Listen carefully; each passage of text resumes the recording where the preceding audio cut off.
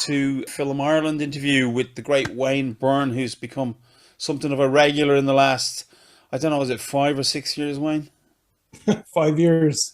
Every At year, it seems to least. be an annual thing now at this stage. Well, it's a book a year. If you're going to write a book a year and they're good books, we're going to keep coming back to you and talking to you.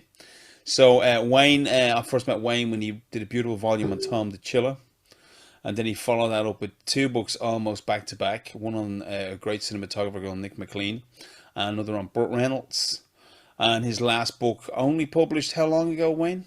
Yeah, Welcome Down Street just came out about 5 months ago. So yeah, I'm still promoting that in certain parts of the world. So it's strange to be promoting that, promoting Walter Hill, and then finishing up a new one as well. So Which we'll get to, but we'll the one we're primarily here to talk about. It's getting launched in November, I believe. yeah, it could be out anytime within the next 2 or 3 weeks. Some people tell me early October, other people tell me early November.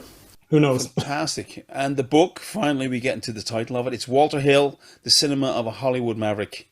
That's it. You know, you remind me of spaghetti western movies. Why have a title when you can have a sentence?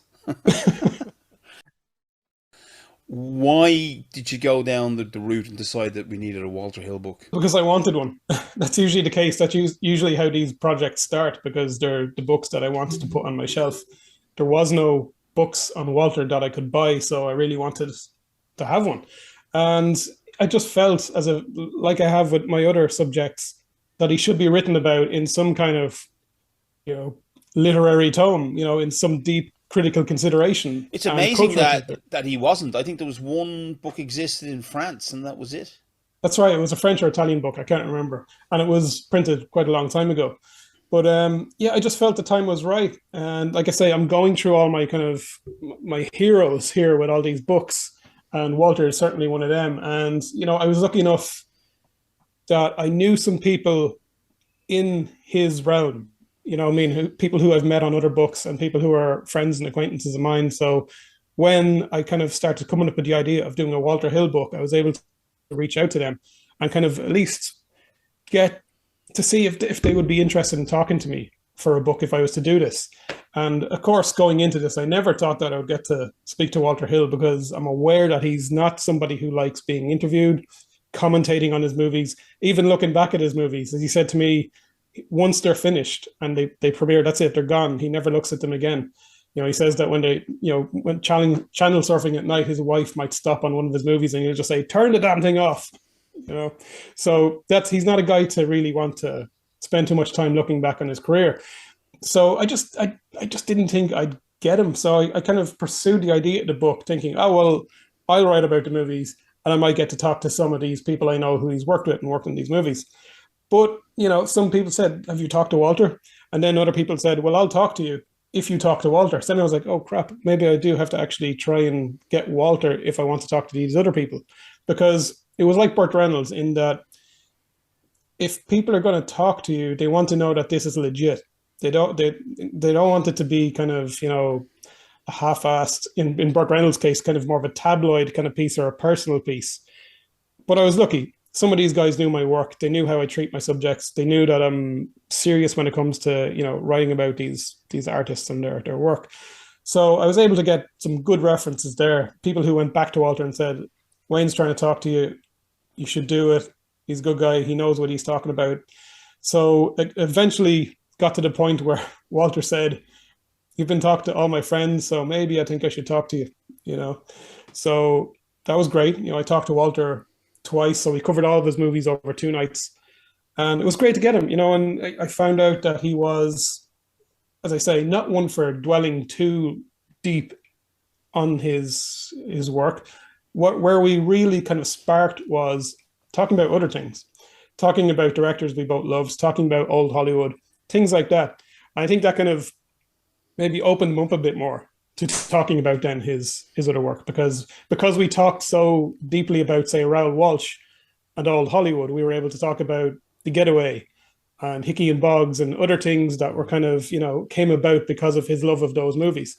So it just kind of it was very natural, as I try to do with all of these conversations or He sorry has interviews. he has a similar muscle to some of his heroes like Raoul Walsh and John Ford. Is that he does not like to be perceived as an intellectual, but he probably very much is. I know Larry Well, Gross because the interview with him, he mentions this, that he's a very erudite and intelligent man, but he doesn't like too much self analysis or that kind of conversation. he Rather, the is work speaks for itself. absolutely, he is a formidable intellect, and that's one of the things that you realize when you're talking to him. You don't want to seem foolish, and you want to seem up to the task. And I think having that foundation in a knowledge in film history was really got us off to a good start, because we connected on those shared loves of certain directors and certain films going back to early Hollywood, and it was just a great foundation, and it really opened him up, and he was generous. He said if we wanted further conversations, he was open to it. Now, I knew he was in the middle of making a new movie, so again, this was another reason why I thought starting this book that I'm not going to get Walter. He's making a movie. Why would he stop, or why would he have time to talk to me in the middle of making a movie? But he did.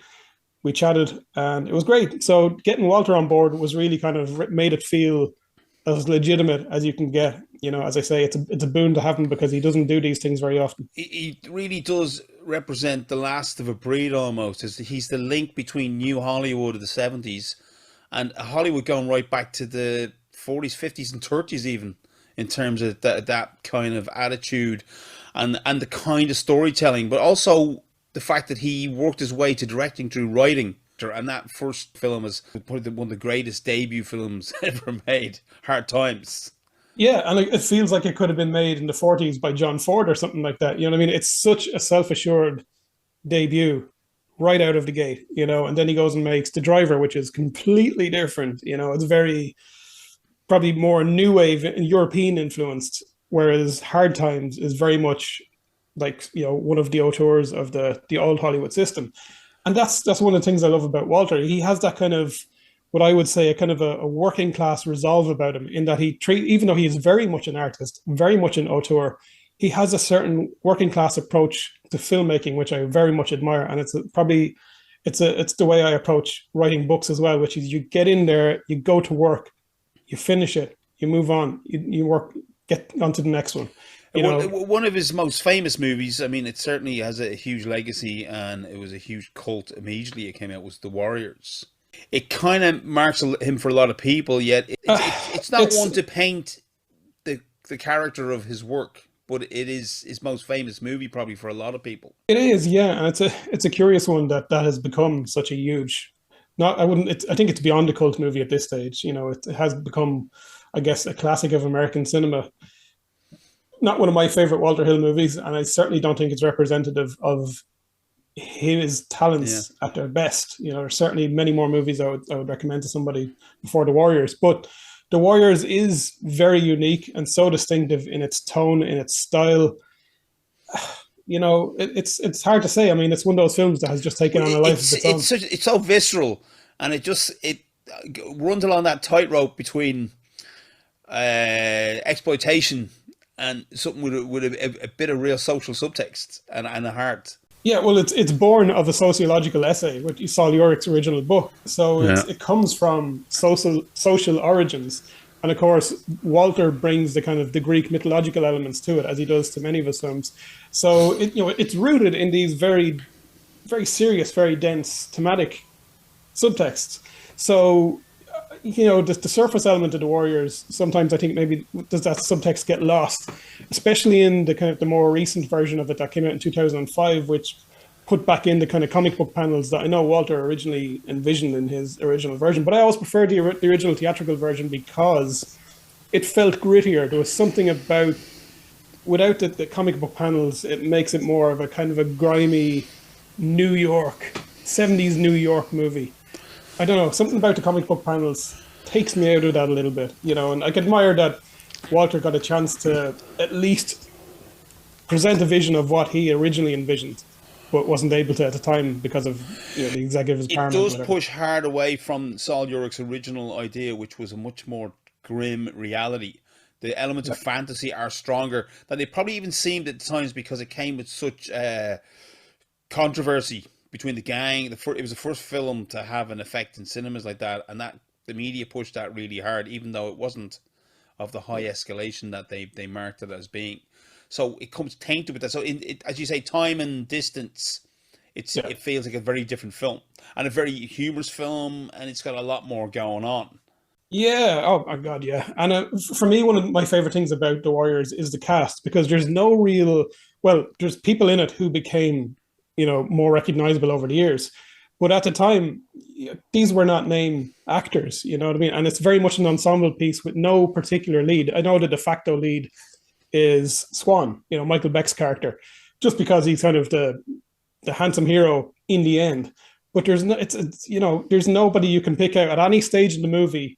One of these characters can get knocked off because nobody is really the hero, nobody's the star. So there's that element of surprise in the film, and that's what I think is one of the great things But about don't it. Is forget just that that evolved as well, as much out of the fact that one of the people that was supposedly going to be the lead wasn't working out so well. And Hill has done that many times now. He really evolves the whole thing all the way through the process in exactly, ways yeah. that others, okay, scripts change obviously in Hollywood, but with him, he does play this thing of finding the strengths along the way. I mean, 48 Hours is another great example of him working with Eddie Murphy on an instinct and then realizing what he had at a certain point. Well, it's interesting that at several points throughout the making of 48 Hours, Eddie Murphy was on the brink of being fired. Because the Paramount execs had no faith in him whatsoever. The guys could see that the footage wasn't really working. That as soon as he had to deal with off-camera plot exposition, whatever it was, that's where he faltered. He didn't have the skills to kind of imagine what he needed to imagine that wasn't there on the screen. So, but Walter Hill, really kind of, I think was more to do with his own self-belief as a director that it's his job to get the performance out of him. He's responsible here. He's hired the actor. It's up to him to get the performance out. And it wouldn't have spoke or looked very well to Walter if he had let the executives have their way and let Eddie be fired, because like I say, that's Walter's job. He was there to get a performance out of him, and ultimately he did. They honed in on certain elements of Murphy's humor and character that they really, really dived into and parlayed for the rest of the film, and he became a star. So they really tapped into something great there. Another thing that comes across in the book is that loyalty and kind of sense of heart that Hill has as a filmmaker. He really created an amazing group of people, and he's very much a man of honor. I mean, Larry Gross talks about working with him on Streets of Fire, and then becoming a regular in other ways over the years. Alan Graff, another interesting man who does your forward, went from stuntman to second unit director. I think he did second unit on Dead for a Dollar, the new film, as well. He did. I think he was stunt coordinating. It's an amazing bunch of people you've got that you interviewed as well as Walter, and they all sing his praises. Yeah, he's one of those guys. As I say, even when I was approaching these people for interviews, most of the people said, "Is Walter on board with this? If Walter's on board, I'll do it." There's that sense of, if Walter gives me the go ahead, I'm in. That kind of way. And yeah, he kind of, I guess, not commands that, but there's just something about his manner, his way of directing, his innate sense of loyalty to people, that they want to be loyal to him and respectful and, do him right. Interesting, because he worked with one of the great reprobates of directing, Sam Peckinpah, who wrote The Getaway for him, and he would admire his work, but he'd be very different in persona and his way of working a set. Oh yeah, absolutely. Yeah. I mean, one of the things, the worst thing that Walter could say about somebody is to call them a bully. He has no time for this thing of suffering for your art and being a fucking asshole for the sake of getting a performance or getting work out of somebody. And I think that it speaks for itself when you see all these people going back to work for him time and again. So he's obviously he's a delight to work with, and for me, he was a delight to speak to. So if what he was like in person, talking to him, is like what he is as a filmmaker, he was a gem. What was the biggest revelation for you as you started exploring the work more?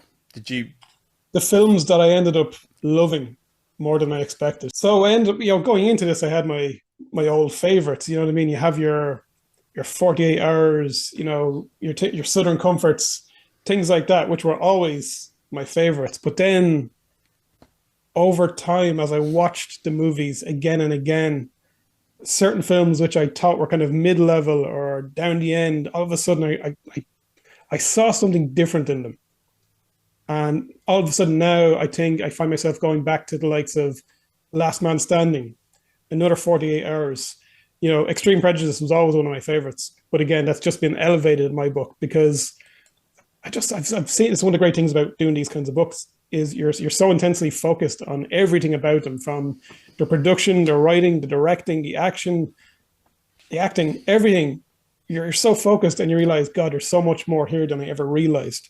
And Last Man Standing in particular, I think, has probably come out for me as one of, if not Walter's masterpiece, certainly the masterpiece of the second half of his career. I think it's everybody working on that film is working at the height of their artistry, the peak of their powers, whether it's Lloyd Ahern's cinematography, Freeman Davis's editing, certainly Roy Cooder's score, I think is the most beautiful music he's ever written in his career, not just on Walter's soundtracks, but in his whole career. That for me is probably my favorite soundtrack. And I think it's just a beautiful film. I mean, it's a down and dirty, gritty film noir Western gangster movie with Bruce Willis being gruff and doing, you know, his best Robert Mitchum, whatever. But there's such melancholy to that film that I think I've never seen written about anywhere in criticism on it. But when I spoke to Walter about this, he was very happy to hear that A, that I love the film as much as I do, and B, that I mentioned that there was great pathos and melancholy in that film, because that's what he intended and was never really picked up on. And several people who worked on that movie have remarked on this to me, that I was able to pick up on things in that film that nobody has. And that made me very happy as a writer, as a film historian, and just as an appreciator of these films, because this is why I do what I do, is to kind of shine a light on these films, which I just want more approbation for, you know what I mean? And again, that was one of them. Another 48 Hours was another. It's, for me, I personally, I think I'm in the minority here, but I think Another 48 Hours is better than 48 Hours. I don't know how many people are going to agree with me on that. But again, Walter was happy to hear that, you know, someone was actually giving it some credit for being a good movie. And again, talking to Alan is so proud of that movie because he did some amazing stunts on that, some really groundbreaking work. And I think that was really the start of, there's a phase in Walter's career which had a certain style to the action scenes and the stunts. It's a very exaggerated action. I can't describe, I can't put it into words. You just know it when you see it. And it starts in Another 48 Hours, really. And again, that's Alan Graff, you know, the way he coordinates and set up stunts. So, you know, Another 48 Hours, Last Man Standing. I've gone back to The Long Riders many more times than I have in the past. Geronimo, I think, is one of his greatest. It's just, again, such a beautiful film. Walter's certainly not a sentimental filmmaker, but I think his stories, like I say with Last Man Standing, have inherent pathos just in their construction and in the stories he's trying to tell. He's not a sentimental filmmaker, but his stories have pathos, you know.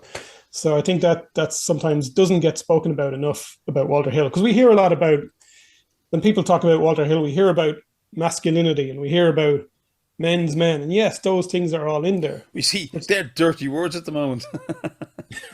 Yes. Yes.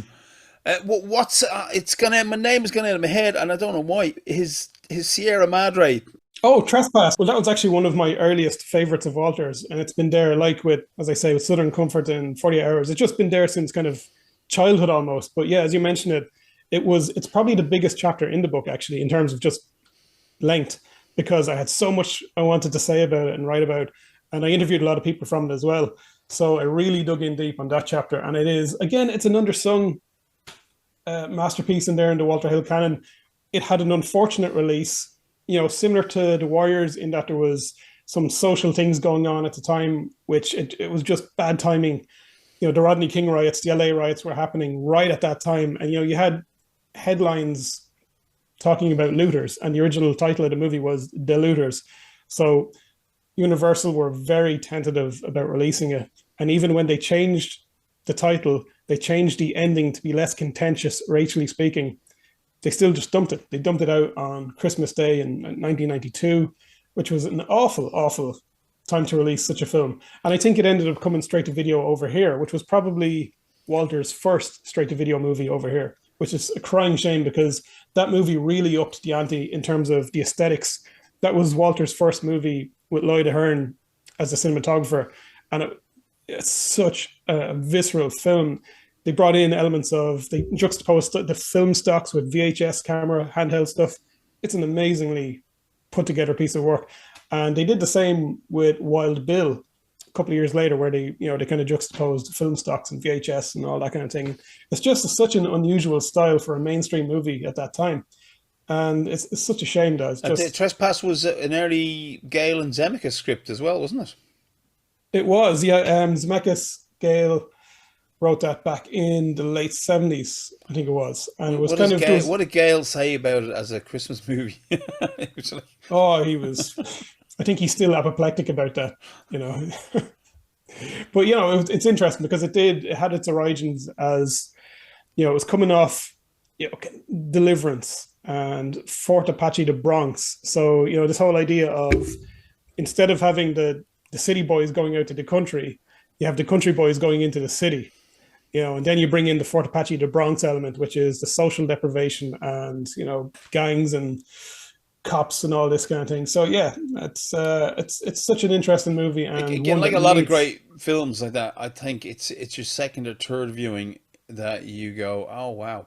Yeah, absolutely. And I think it's just a fun action movie. And that's the thing about Walter Hill as well. You know, for all the themes you might want to talk about, all the kind of great production work that goes on into them, really, at the end of the day, they're entertaining movies. And that's the thing. Walter Hill is a mainstream director. He's not somebody working on the fringes here, you know. So he is one of the great auteurs working in the Hollywood mainstream, and he has maintained an auteur voice, you know. And that was one of the things in the book that I kind of wrestled with, was, you know, you have this idea of the workman filmmaker of the old school, but you can't deny the fact that he is a distinctive auteur.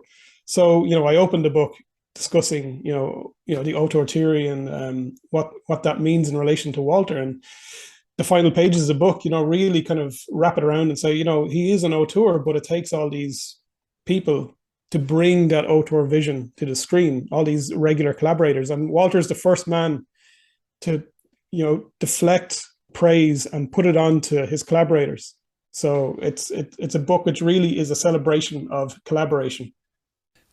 Were you able to get him into any intellectual chatter and themes about his work, or did he avoid that kind of self-analysis?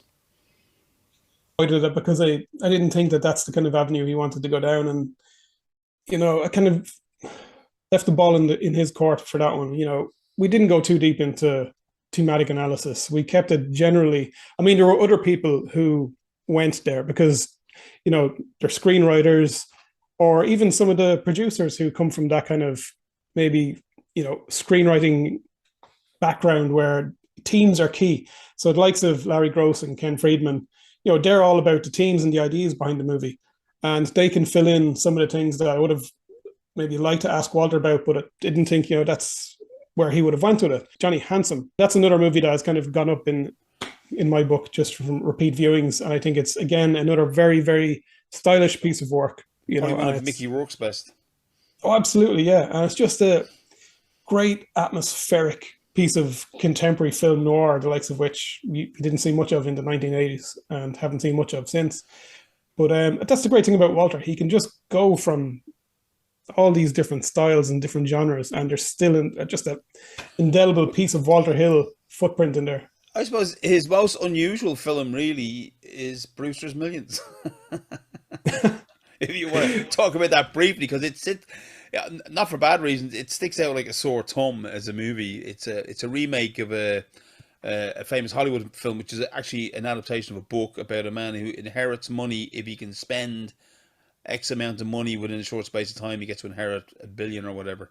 And it's a Richard Pryor movie. And he did say he did it for the money.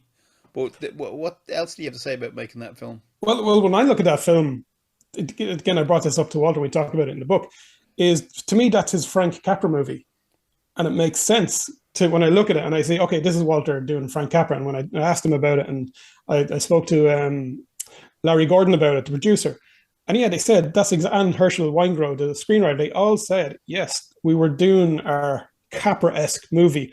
We were doing our, Mr. Deeds Goes to Town, Meet John Doe, The Great McGinty, those kind of movies, Preston Sturges, Frank Capra, those kind of guys. And so that made sense for me. Once I was able to get that across to them that this is what I see in the movies, and they said yes, that's what we were doing.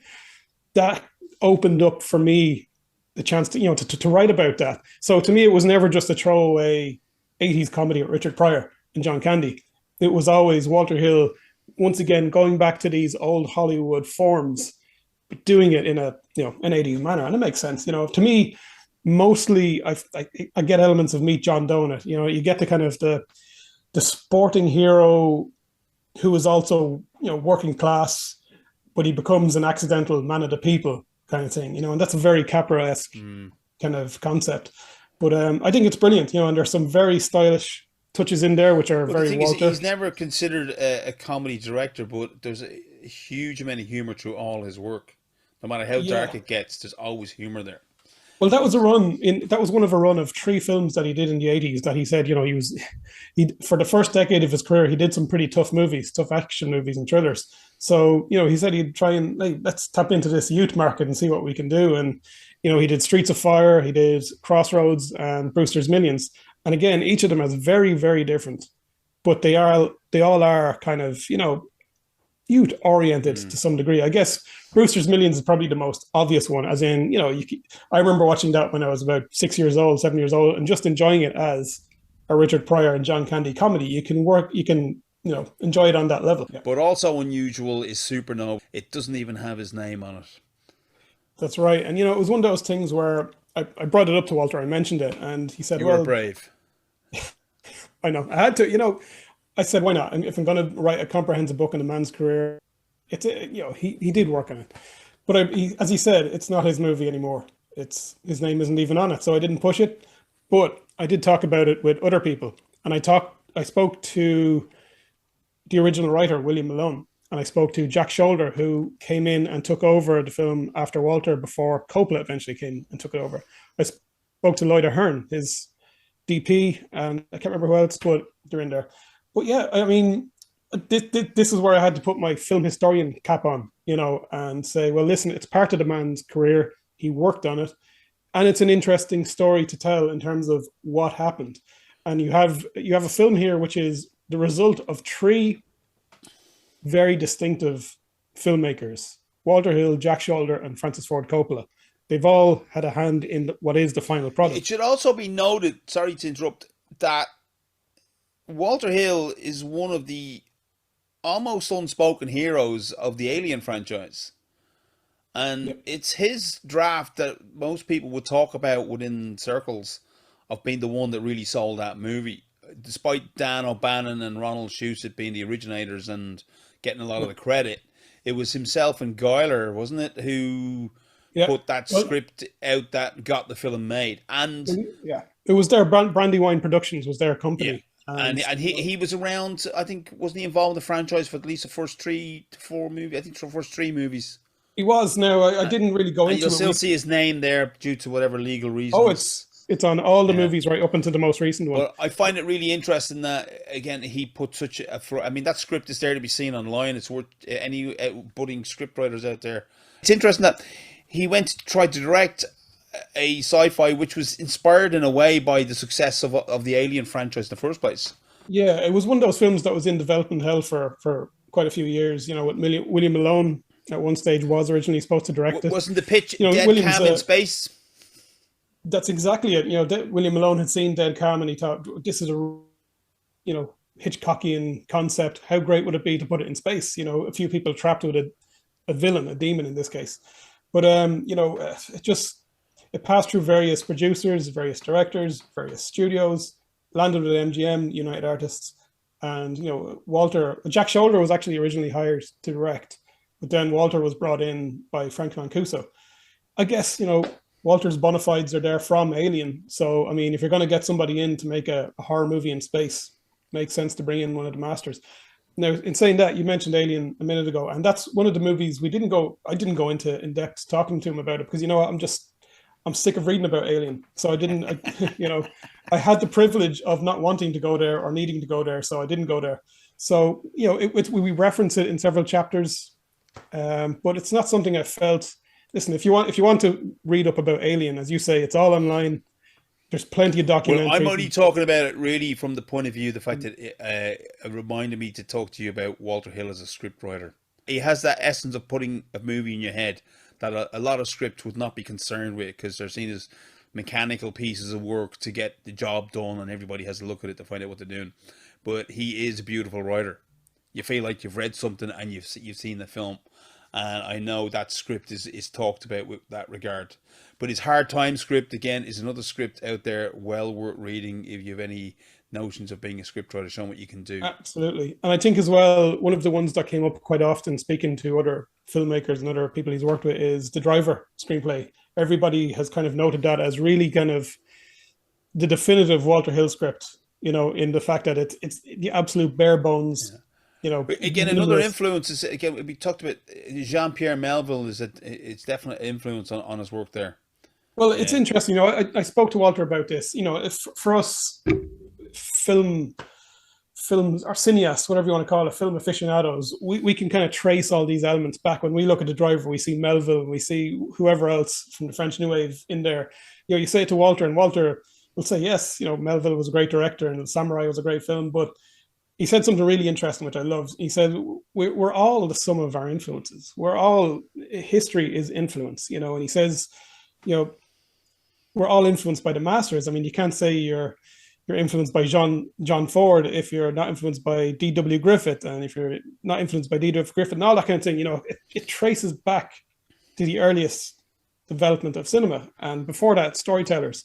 So I love that he's able to kind of trace everything back really to D.W. Griffith. Yeah, we're talking Shakespeare, Greek mythology, and people who cared what went on in the amphitheater thousands of years ago. I mean, these are things that I try and speak about whenever I do teach film classes in college or schools. That it really starts in the early days of cinema. Whatever it is that you like these days, whatever Marvel movies you're enjoying or whatever the hell it is, it really starts with D.W. Griffith and the early filmmakers.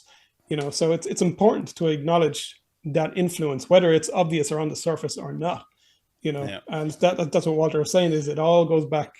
Yeah, and I mean we pick up things as we go along, sometimes unconsciously. I don't know how consciously Walter put Melville, those influences, into the Driver, or if he was just making it and it was unconscious. But he has acknowledged Melville and Le Samurai as great works. Well, back to his earlier writing.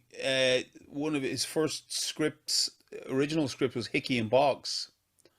And it has that sparseness of movement and characters doing things that exists all the way through a lot of his work. Absolutely, yeah. And you know what? I think Hickey and Boggs is a vastly underrated film, but a very influential one, I would say, as well. If you look at that and look at Lethal Weapon, you will see so many similarities. And I'm talking... I'd say Shane Black remembers his early 70s movies big time. And let's face it, that's one of his big influences. Absolutely, it has to be. And I've never seen him reference it, but then again, I haven't really done a whole lot of reading on Shane Black. But there are scenes in that, and there's just kind of tropes that, Lethal Weapon kind of established. I know 48 Hours was really the film that established that kind of buddy comedy, the action buddy cop duo thing. But Lethal Weapon, I would say... Another thing he doesn't get that much credit for, really. No one ever talks about it in those terms, but it was the first of a certain kind of... He was influential on that level. And, as I say, people reference 48 Hours as being the originator. But if you go back to Hickey and Boggs, that's really the template, I would say, anyway. And that came out, what was the Freebie and the Bean came out after that? Freebie and the Bean was around that, yeah. So, Hickey and Boggs aren't cops, they're private investigators. But I think the chemistry and the whole idea of these kind of cynical anti-heroes, kind of navigating the LA underworld and coming across all sorts of seedy, easily forgotten film, and unfortunately because Bill Cosby's in it, it'll be even more forgotten now. It ain't coming out anytime too soon. A fun movie, and it's a very, very well made, beautifully photographed film, and Robert Culp deserves some serious credit there as the director as well. He also wrote he did some adaptations, and we just to bring it, kind of brings us a bit of a circle to The Getaway was the film that really pushed him into directing after that, because Lawrence Gordon took notice. Absolutely, yeah. To get away with such a massive success, I think after that he kind of he was the screenwriter that the likes of Larry couldn't afford. You know what I mean? So all of a sudden his fee was getaway levels of success price. So, but Larry Gordon came up with a good strategy of getting Walter, which was to say, listen, I can't afford you, but I'll let you direct and write. And Walter wanted to be a director, so of course I'll do that. So it And turned out Hard to be, Times was based on an idea by Gordon as well, wasn't it?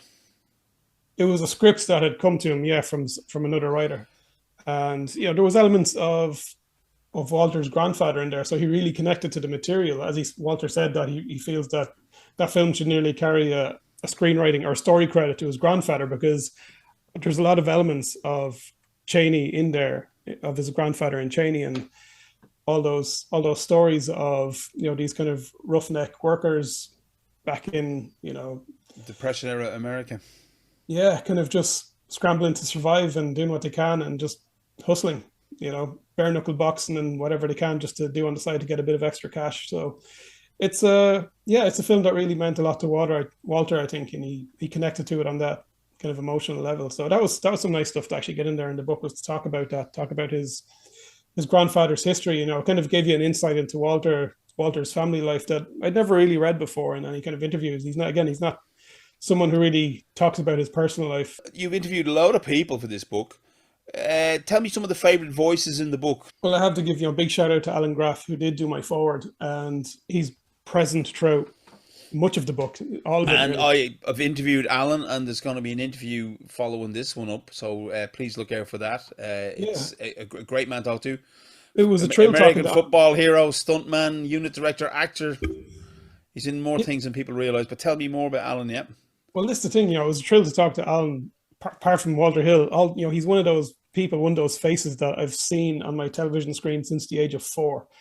From seeing him in RoboCop and all those other, TJ Hooker, the A-Team, all those things. He was always there. He's one of those faces. So speaking to Alan, to me, was a great thrill.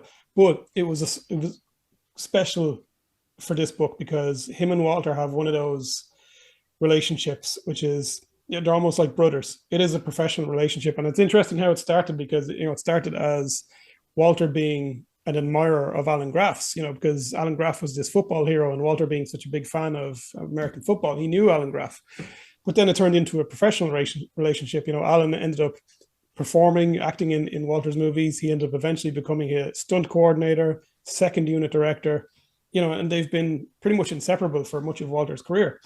And so he's one of those voices that was crucial in helping me understand Walter the artist and Walter the man. I think on every book, it's nice to get somebody like that who doesn't just speak of what it's like to work with him, but to give you a little insight into the personal touches. And what I've gotten from Alan is kind of Walter, the prankster, the joker, the good-humored man that we don't often see in this kind of gruff, serious media image of him. But also, who else did I get? Some of my favorite people like Mike O'Shea, Bobby LeBong, Lloyd Ahern, Nicholas Guest. So many people. I'm gonna forget names now. So I'm gonna do somebody an injustice by forgetting or listing people. But I spoke to some really incredible people. Everybody was fantastic. You know what I mean? Everybody was very willing and open to talk, and they helped me write the book that I wanted to write. And I can't say anything more highly than that. So have you trepidation about passing this tome along to Walter Hill to get his approval? Too late now. Well, you're going to give him a copy, and then he's going to look at it, and he's going to go. You're going to get him to sign it. Well, if he signs it, you know he approves. Yeah, I mean, it is what it is. The book is done. It's out there. Well, it will be out there. I just, obviously, I hope he likes it. Everybody I've spoken to is very supportive, of the book, and they seem to have enjoyed, being part of it. Alan, I know, is, he's dying for it to get out there because he's proud of it, what he did, his forward, and all of our chats for the book. So, he's somebody who wants to do Walter right. He was very happy to partake in this and to really, dive into that forward and do the best he could with it. And I really, really appreciate that. That's the best you can ask for when you're working with anybody on these books. you want everybody to be as passionate about it as you are, and that's what I found. You know what I mean? And that's, you can't ask for anything better, because if you're interviewing somebody and they have an attitude or they have an agenda, well, then it's never going to work. And sometimes those interviews get sidetracked or lost to, you know, the recycle bin. But is it different talking to people behind the scenes and people who are in front of camera? You know what I find? Okay, cinematographers and writers are the kind of people who will give you those kind of thematic discussions, because one of my favorite people to talk to are cinematographers, because they cover both the technical side, the aesthetic thing, and thematic, because really they're telling a story through visuals, so they have a foot in the storytelling, so they're clued into the thematics of it, not just the technical end of what's going into the camera. Screenwriters, obviously, that's their world, is themes, subtext, stories. But then you speak to the more technical end of things, technicians who were there just to do a great job on the set. People like Craig Ratio was one of my favorite people to speak to. He gave me some fantastic stories. He was the property master on many of Walter's movies, and that guy should write a book. You know what I mean? His words were so literal in themselves. They were so vivid. I don't know how the man has such a memory, but speaking to him now, it was more on the technical side of things, the behind the scenes. When you say prop master, I think the guy who was making sure all the guns were authentic on every film. That he did. So and with Walter, that is, I know from a fact from the book, is that's a hugely important detail. Absolutely, yeah. And working on the driver, he's working with the LAPD guys on controlling the traffic lights, this kind of thing. So he's one of those guys that has, that's his world, all the technical stuff. But you think, okay, he's a technician, so you wonder then, okay, how am I going to work him into the kind of story elements? But again, he's a guy who's very much invested in Walter's storytelling. So it was great to get these people. But I think anybody who works with Walter is invested in these stories, because they're invested in Walter and they want to make the best damn movie they can. They're not just there clocking in and clocking out and doing their job. They're heavily invested in the end result and making the best movie possible. But he inspires that. He inspires that kind of loyalty. Yeah, absolutely. Yeah. To work with. And I find myself drawn increasingly to these kinds of filmmakers, the guys who do work on the technical side. I don't tend to go to actors first. If I can get some actors in there, great. If not, I kind of like to surround myself with the people who are, behind the scenes, writers, producers, editors, cinematographers, and people like that. They're all great. But I was lucky on this one, as I am on most books, that people just gave me great material to work with. So 5 books in, is it getting any easier, Wayne? No. It's getting harder. Just personally, I think, I think I have to put the brakes on a bit. Well, your next book is, you're escaping the world of movies for a short while, sort of. But do you want to talk a little bit about your next book?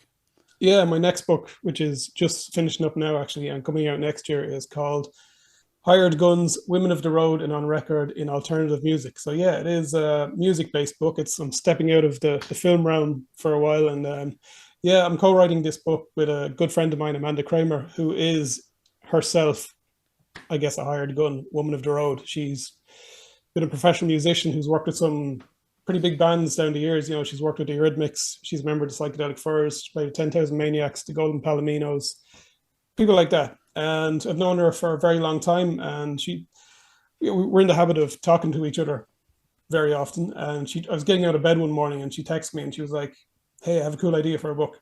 So I said, okay, I'll call you on my coffee break and see what the crack is. So did that, and she explained to me, she had these 10 women already picked out in her head. Specific. There were people like Gaylan Dorsey, who's worked with David Bowie, and Sarah Lee from Gang of Four and the B-52s. All these really great musicians who I knew. I knew them from their work, but yeah, she's right. They're kind of unsung heroes. Obviously, it's about women in rock, but is there a particular thing that's coming out of this that's of interest?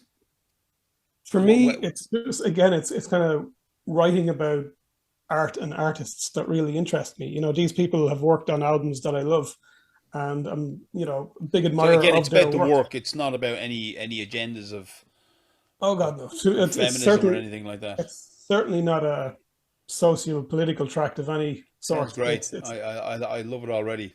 yeah, It's really it's strong, not a feminist book. strong characters and their business.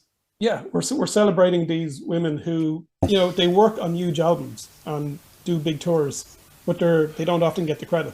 You know, they're not the ones on the cover, or they're kind of in the wings, but they're the ones, you know, providing the memorable bass lines, or the guitar lines that are just etched in your brain. But they're not the ones who you'll see getting all the kudos for it. So yeah, we're shining light on all these great musicians, and we spent the last year speaking to each of these women. And yeah, it's turning out great. So we're just wrapping up that now, and that's going to be the next book. And yeah, it's interesting. You know, it's a different kind of book for me because I'm working with somebody. You know, I'm co-writing this with Amanda, so it's a different beast. So I'm stepping out of my comfort zone.